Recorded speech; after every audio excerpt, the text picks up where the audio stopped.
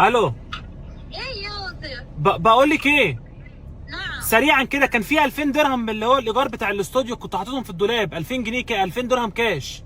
اه، اه، مالهم؟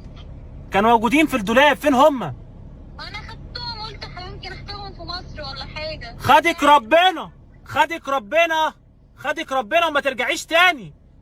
يوسف، ما انا اعطيكي 2000 تروحي بيهم، ما انا اعطيكي 2000 انا قلت انت قاعد هنا بقى هتعرف تجيب غيرهم، لكن انا هبقى قاعده لوحدي في مصر، فاهم؟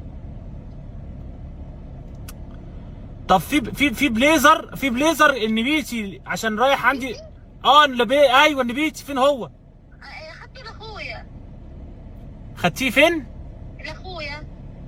يعني انت يعني، انا كنت ما بتلبسوش اصلا، حاطه في الدولاب وبيترشق، ما بتلبسوش. وانت مال اهلك يا شيخه؟ ما انا سايبه للمؤتمر، سايبه للمؤتمر.